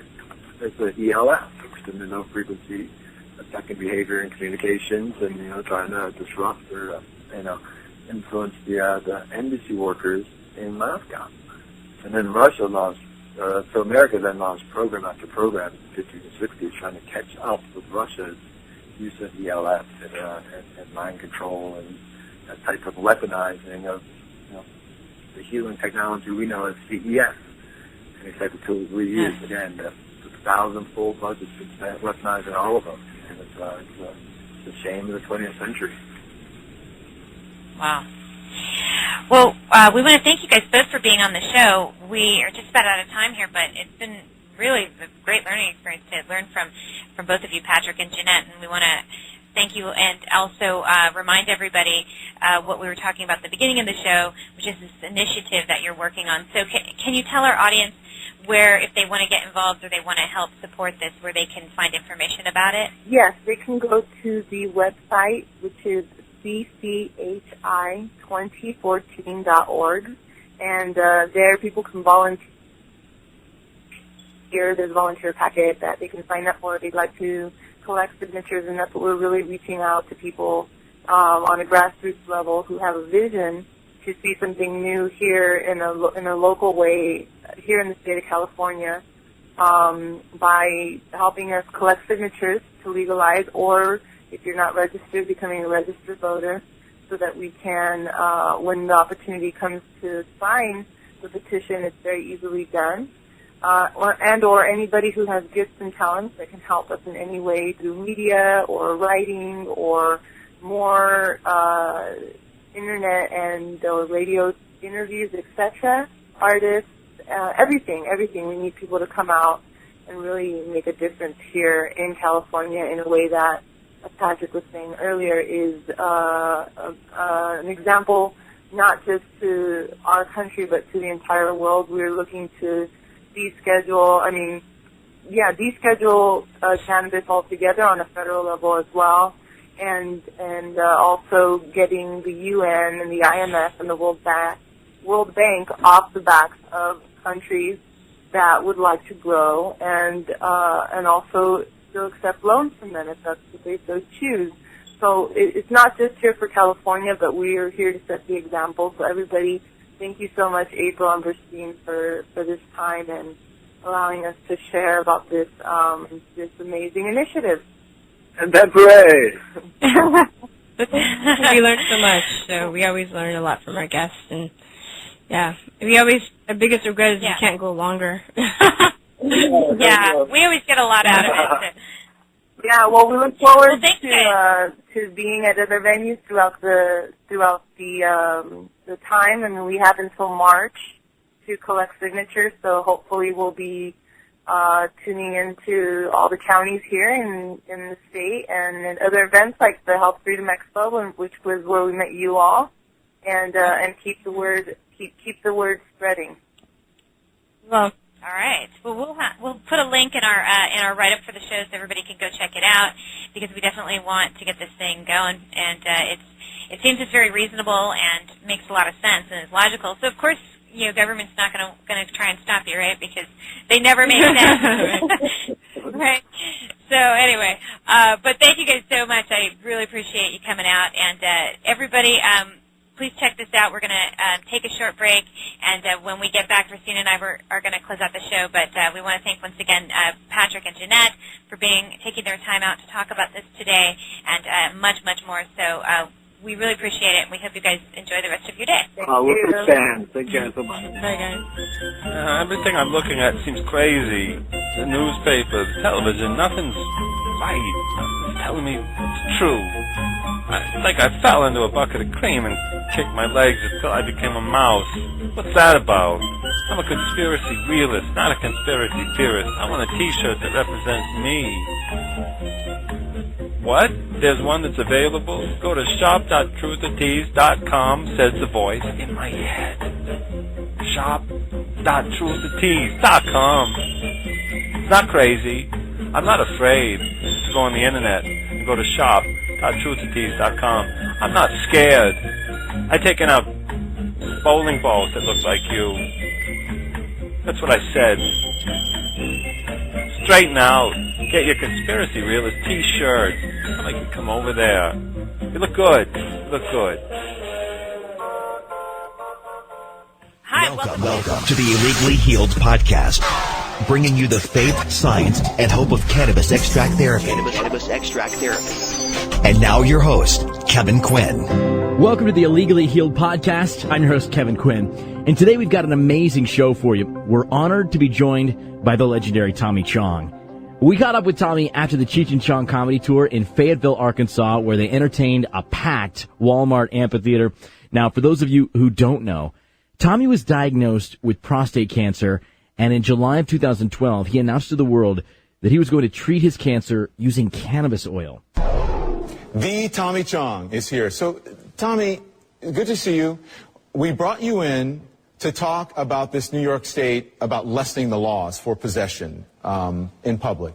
But you have an announcement to make. What is it? My announcement is that I was diagnosed with prostate cancer about a month ago. And I'm going to start treating it with cannabis oil or hemp oil. Yeah, I was supposed to talk about something else, but I ended up telling them I had cancer. And they said, well, how are you treating it? And I said, well, with cannabis. And he said, well, what doctor? And the only doctor I could think of was Neil McKinney, Dr. Neil McKinney in Victoria. So I outed Dr. Neil McKinney in Victoria as the marijuana cancer doctor. And I got a nice email from him saying thank you very much. I called him McKinnon, and he said, my name is McKinnon. And when he started studying cannabis with the people in Victoria, the Compassion Club that were... Because of your comments? Yeah, because of my comments. I pushed him into that area. Well, he's not only a doctor, but he teaches medicine at the Naturopathic School of Medicine in Victoria. And so he did an in-depth study, and he was amazed to find out how effective the treatments were.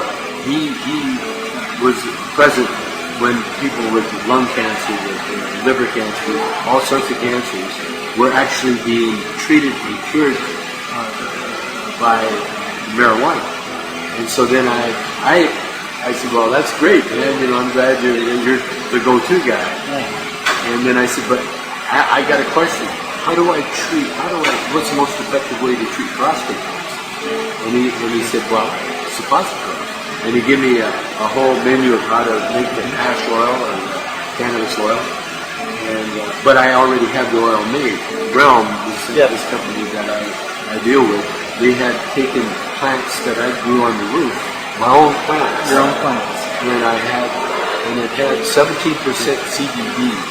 And so that's the oil I've been using as a suppository, which actually it was a little rough at first. I never had anything shoved in my bum before.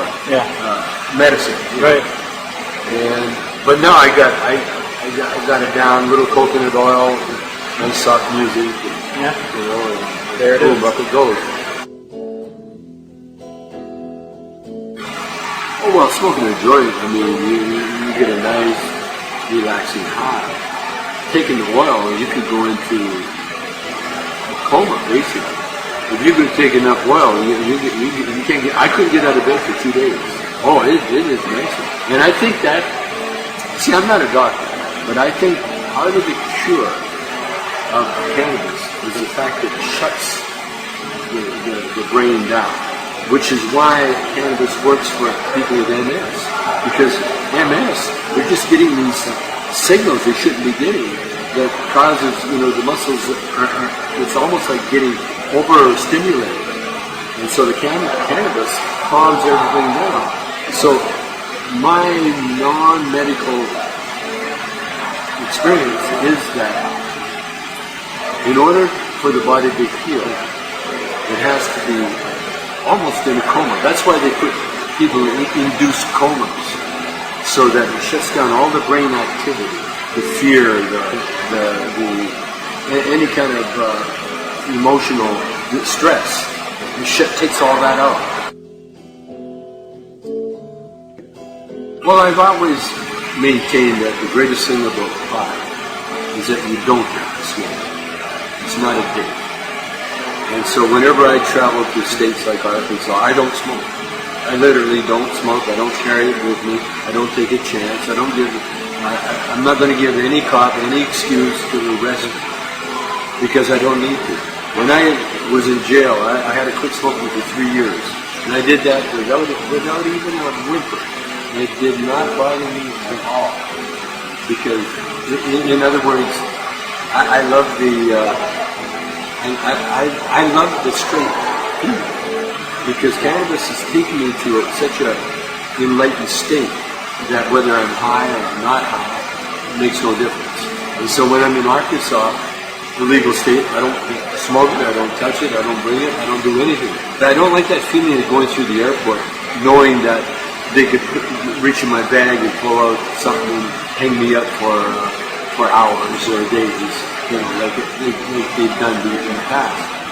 And so, like I said, the greatest thing about cannabis is that you don't get hooked on it.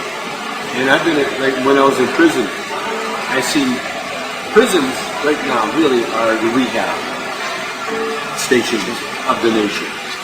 That's where people, drunks, alcoholics go.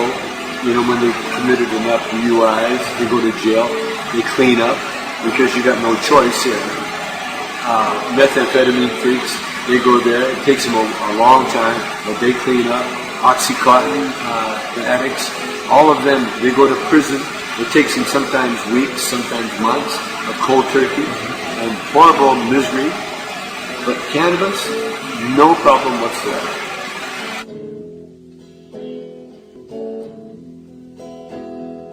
You know what the biggest difference is? What's that? Right here, the cell phone. The cell phone changed everything. As soon as we got the cell phone, which was only, 5 years ago, if that, it wasn't long ago. As soon as people would say something about marijuana, there'd be somebody on the cell phone Googling to say, and then tell them the guy, no, you're wrong. No one has ever died from marijuana. See, it says here. Sanjay Gupta, that's how he got in mind. It was a cell phone. And he started reading blogs and started researching on the internet and then finding out the truth. You see, the truth will set you free. And that's what the cell phone has done.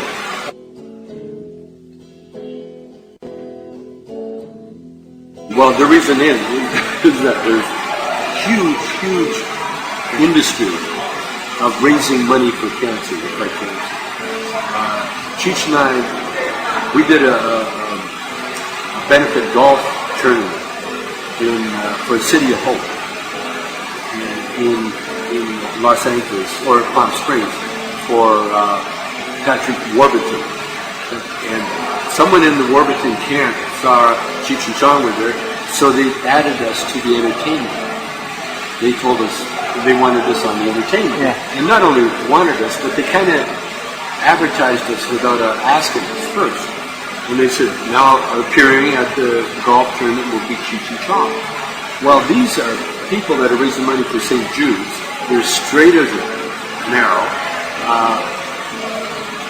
They did a whole hour of raising money, showing these poor kids with bald heads doing chemo, and how St. Jude's doesn't charge these kids to put them through all that. To poison them. To poison them. They don't charge a cent, and they're treating kids with cancer. And we're coming up with a cure. Well, they've been trying to come up with a cure for how long? The only thing they've cured is their own pocketbooks. They just put all that money in their own pocketbooks. So Cheech and I, Cheech said, I don't think we should entertain, this is not our crowd. And I said, you know what, we're going to, they have no clue. If they put us on the bill, they have no clue who Cheech and Chong is, or what we stand for. So after an hour of them, pouring money out of all these guys to get money for these poor kids, and now, ladies and gentlemen, here's Cheech and Chong. Well, my wife went on first, and she got the silent treatment. They could not believe a woman would get up there and start talking about, what she talked about. And then, especially about smoking pot. Isn't pot great? And there was like silence in the room. These were the anti-pot people. And then Cheech and I went out there. It got so bad, not one laugh. And all we heard was a rumble. Everybody talking over our act. They were so embarrassed. And I looked out there, and the only people that were enjoying our show were the bellhops. The bellmen. The bellboys. Yeah. Cleaning the tables. All the Mexican help. They were laughing their ass off. They were gathered around watching this. But the rest of the people, the rest of the straight. Let's give chemo to everybody that has cancer. Those people, they hated it. This is before or after you got cancer? This is after. Oh, I So they had to have known that you used cannabis to... Well, they didn't know who Cheech and Chong was. Oh, man. All they were a bunch of drunks, and all they were really was to get together to raise some money at Warburton to help the kids. And in the meantime, they're drunks. They come to play golf. They drink their booze, and they refuse to let them devalue the Cheech and Chong. Yeah. To them, they're funny guys. Let's get them on. Be funny. Be clowns. Let's hear some Mexican humor. I heard other comics that worked that room. They would cater to them. They would cater to that crowd. I was the opposite. And then at the end, now we never got a laugh through the whole show. But at the end of the show, I got on the mic and I told him, I said, you talked about cancer. I had cancer. I cured it. With marijuana, and I would suggest that you tell your people to tell the president, to reschedule it. And because it is a medicine. It's effective medicine. It works. I've seen it. It's a beautiful flower that gives us a power, overcome sickness and despair. It can help you with cancer, give you the answer how to deal with MS, so be fair and get it legal. Get marijuana legal now. Let's get it legal. And I don't care how. So there you have it, folks, the legendary Tommy Chong of Cheech and Chong. We want to thank Cheech, Tommy, Shelby, and Paris for bringing an amazing tour to Arkansas. And thank you for listening to this podcast. Remember, you have the power to help end prohibition and bring much-needed relief to millions of Americans. Till next time, my name's Kevin Quinn. Stay classy, Internet. Hi, welcome back. You're listening to Truth or Talk. Thank you for doing that. Check us out at truthertalk.com. Check us out on Facebook, YouTube, Twitter, and all of that cool stuff. So, hey, Virstyne, we just interviewed Patrick and Jeanette. You know Jeanette. Yeah, personally. she's my homie. Okay. Yeah, we met at the Health Freedom Expo. So she's another teacher that's, I would say, pretty much awake, and it's really, really, comforting, I would say, to meet another teacher that's awake, because I don't fit along, I don't get along with any of the teachers, really. Oh. I mean, I do, but I can't really tell them, I can't really speak my mind about what I really think about certain things. And I remember there was another teacher a few weeks ago, or, well, longer than that, but when, maybe a few months ago, when Sandy Hook happened, and she had all her kids write essays on gun control and why we need gun control, and I was just, horrified. Yeah, and I couldn't really, so that's her class, whatever. I can't really say anything. And then it's like you have to watch what you say, because you want to keep your job. It's kind of creepy. I can't be as outspoken as I try and, infuse my children that I teach with a little bit of truth. I'll say something, well, some people think that, gun control is not a good thing. Maybe you should look that up and see the other side. I have to do it like that, right? I can't be like, these motherfuckers are crazy. They want us all there. I just want to burst in there one day and just be like, give it to them, That wouldn't be a good way of teaching either. Yeah. You'd be better. I mean, I know we feel that, and and sometimes we have to put those emotions aside. When I was talking to my son about 9/11 that one time, it was, I didn't approach it that way and just try to interject my own thoughts, because I wanted him to come to that conclusion himself. And so, but it was hard not to do that. Your instinct is almost to just tell them how it is, but it's better to, kind of let them figure it out for themselves, because then, then they, I don't know, I think they'll think about it more, than if you just try. And I think maybe once they're older too, they'll realize and appreciate that you gave them the space to actually think about it themselves. Because I remember, the effect that certain teachers had on me, and, I really appreciated the ones that gave me the space to kind of think for myself. That also made me feel like they respected me more as a person. Yeah. And sometimes at the time I would be frustrated, because I'd just be like, give me the answer. Just tell me. But now I'm like, I have this one teacher, his catchphrase is, be a problem solver. And he's great. And to this day, me and my other friend Solar, we were like, dang, he was really deep. He really cared, and he really wanted us to really think for ourselves. But at the time I was like, oh, come on. His name is Mr. Hayes. So at the time he was like, oh, come on, Mr. Hayes. Come on, just tell us the answer. You're the teacher. You know everything. Just tell us. Why are you being greedy? That's right. Fine. Sure. But he was like, no, you have A and you have B, so figure it out for yourself. You can have these two, pieces of information. What do you think? I want to know what you think. So we had Jeanette, who's an awesome teacher. She's an activist as well, and her and her boyfriend working on the California Cannabis Hemp Initiative of 2014, right. which is awesome. I mean, it seems really simple, really simple, really extremely applicable. Right. And I hope. I mean, I'm going to have to register and sign up. I'm not a registered voter. Well, I haven't been in a while, but I'm going to have to register to sign this thing, because I really want it on the ballot. Yeah, for sure. And no, I know. I think I don't even remember. I registered long ago, and I don't know what I'm registered as. I can't even remember. That's how long it's been. But if I know I'm not either a Democrat or Republican. I'm something else. I think I'm an independent, but I just don't vote, so that's where I don't even know. I don't remember. I'm probably still a Democrat, because I voted for Obama in 2008. I know. I drank the Kool-Aid, but I'm kidding. I drank the Kool-Aid, and then after I realized it was going, I stuck my finger down my throat, and I puked it out. Yeah. You just exercise that demon. Yeah, I did. I'm sorry. I was one of those people, but That's all right. I mean, we all do that. I mean, we've all voted for people in the past that are funky or screwed up. I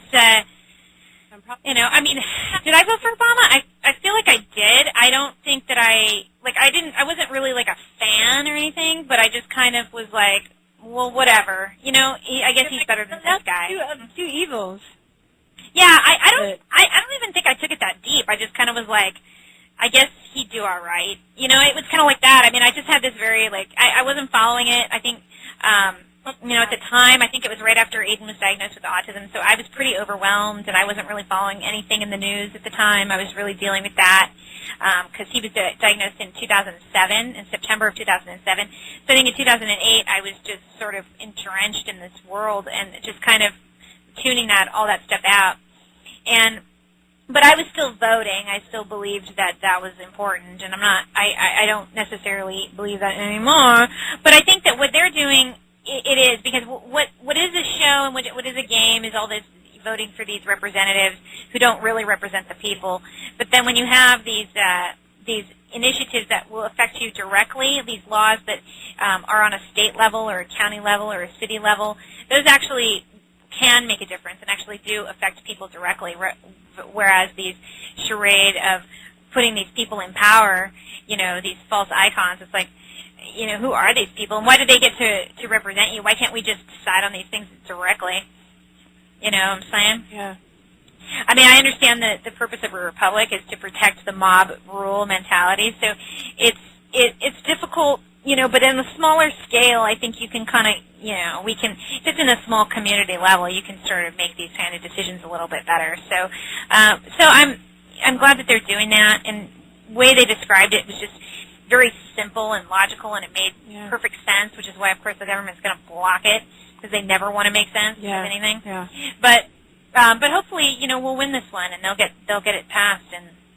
And Patrick was, I'm sure, a wealth of knowledge, wasn't he? He was. I was like, dang, we should.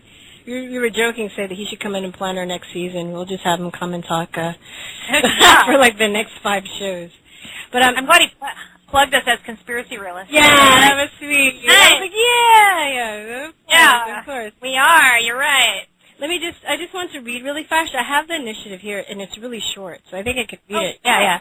So, actually, the California Cannabis Hemp Initiative of 2014 would re-legalize cannabis hemp in 4 important ways. Okay, so number 1, it will restore the Earth's #1 natural renewable resource for paper, plastic, fiber, fuel, energy, paints, protein, and essential fatty acids. That's amazing.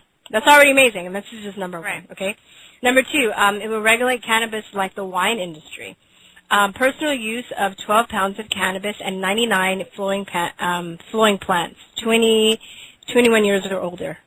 So basically, you have to be 21 years of age or older to grow 99. I asked them, 99 plants per person, not per household, which is awesome. So, wow. I'm guessing if you have 4 people in the house, you can probably grow 400 plants. Something like that, or I guess not literally 400. It'd be like -400 minus 4, whatever. So 396, something like that. This is still number 2, but this goes at commercial use. $1,000 fee with low taxation and regulation, no more than a 10% tax, which is amazing. I mean, it's really, really good because you can come up with $1,000 for commercial use of marijuana. Like, liquor licenses are ridiculously expensive. Yeah. In the thousands, maybe. I think he said hundreds of thousands of dollars, maybe. He said that in Colorado it's like 98% tax they're doing. No, but first you have to pay a fee and then you have to pay a tax. But first, any restaurant. I know, I worked at a couple restaurants that were opening up, and we got food and we got a lot of other stuff before they got the liquor license because they have to get the money together to get that because it's like ridiculously. I think it's like maybe $100,000. It's over the tens of thousands of dollars. It's a ridiculous amount of money just to get a liquor license. But $1,000 is really good for commercial use. Number 3, it will protect, expand, and enhance medical patients to access safe and affordable medicine. So this includes flowers, oils, tinctures, and things of that sort. Oh, right? Wow. And number 4, free all nonviolent cannabis prisoners. Yes. That's pretty insane right there. Yeah. You know? I mean, if that was the only thing on it, I think it would be worth it. Yeah. Just, you imagine how many people, how much money that's going to save us.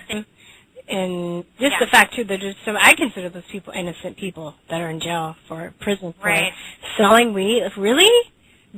Yeah. Bill Gates gets to fucking walk around and give lectures? Right. Like, are you these murderers and everything, and then there's all these people in jail for, and they can go to jail longer than rapists and murderers and all these things.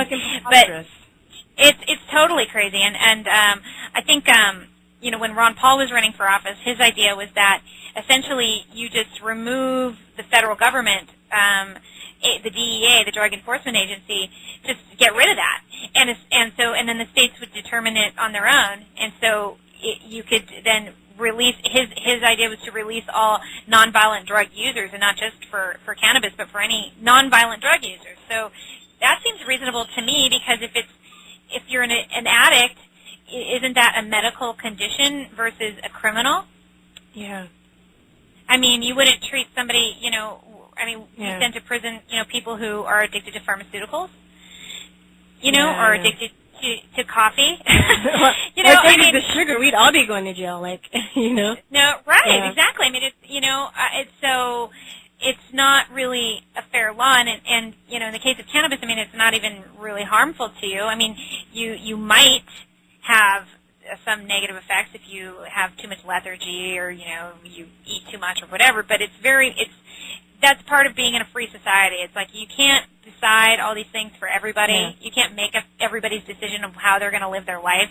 And even if that means that they are going to do something that you might not necessarily do yourself, or you might not agree with, but that's to each their own. You know what I'm saying? And that's where I'm at with all of the drugs. I don't, it's not my place to tell you how to live your life. So I'm going to live my life this way. And just because something becomes legalized doesn't mean that everyone's going to run out and do it. Yeah.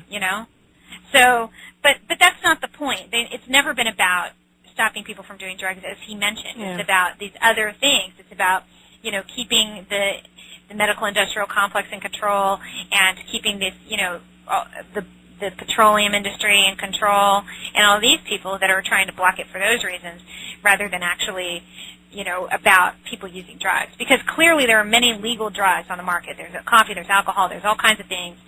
So we know it's not about that. No, definitely. I just want to make one more thing about the initiative. So they have, I think it's going to start October 2013 to March 2014. It's going to be between those months. They have 150 days to gather 750,000 valid California voter signatures to get it on the ballot. So if you're going to vote for this thing, or I should say when you vote for this, what you also need to do, make sure it's legible, make sure you read your name and phone number and addresses, because a lot of people, I was talking to Jeanette off the record about this, but she was, not off the record, but not during the interview. Off the air. Thank you, about this. And she was saying, if those, even if you sign it, if it's not legible, you have the right number, whatever, then those have to be thrown out. So technically, they're going to have to get more than 750,000. But make sure you do sign it, that it's legible, they don't really have any trouble verifying you, and all this, to make it easier for them. In turn, making it, get on the ballot easier. They have a lot of signatures to collect. So you also want to find out more. You can go to cchi2014.org, or it's California Cannabis Hemp Initiative 2014.org, but cchi2014.org. Yeah. So, okay, great. And then also off the air, Pat, we were talking to them before we hung up with them, and Patrick had all these other things too. We were like, oh my God, we're going to have to put that up on our write-up, because we didn't mention that. But he's got a bunch of different pages on You can find him at Dr. Meisner on Mesmer. Dr. Mesmer. No, Mesmer. Mesmerize. Mesmerize. I'm sorry. It's It's Dr. Mesmer, Mesmer, and he's on there. You can find him and find out him also on Twitter. I think it's the same name. So these guys are out and about. They're doing lots of cool things. They're really trying to educate the public about hemp and cannabis, but much more, because he is very into all kinds of aspects of health freedom, which was really cool to talk about all those different things. He's a really wealth of knowledge on all that stuff. So definitely cool interview. So we are going to go ahead and close out the show, but we want to thank those guys for being on, Jeanette and Patrick, and thank you for Virstyne for reading that to us again. That's good. So now everybody has a really clear picture of what's going on. Check out our write-up so you guys can go and find out what they're doing and how to get involved and how to help them.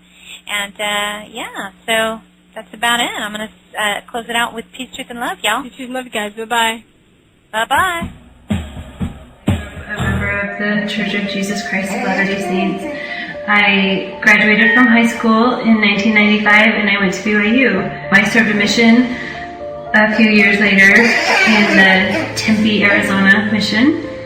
And then I came home from my mission and married my husband, Sean. We started our family and we have 5 boys now, and we've been married for 13 and a half years.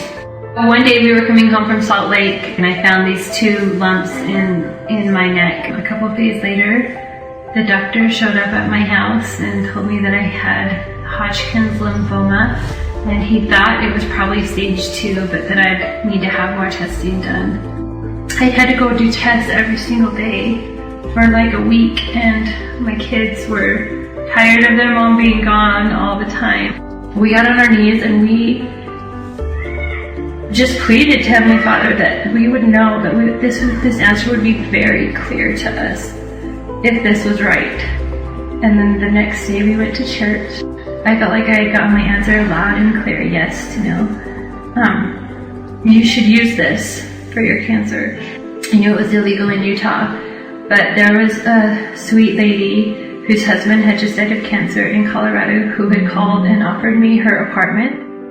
We thought we'd just see how 6 weeks did. After those 6 weeks was over, I went home, had some tests in, and my cancer hadn't grown at all. I had to leave my 4 boys and my husband, and that was really hard to leave them, especially to just juice a leaf that doesn't have any effect on me. Little Gabers was born. He was 6 pounds and 6 ounces and 18 inches long and absolutely perfect. He was healthy, passed all his tests, and we were able to bring him home. You know, that's why I'm fighting for this, because I don't want to leave my kids again. I don't want to do chemo if I don't have to. And I feel like cannabis can be a huge blessing. Utah, you can make a change this year. To find out how, visit dpputah.org. Discover more patient stories and the science behind cannabis with Illegally Healed. 2 words that don't belong together.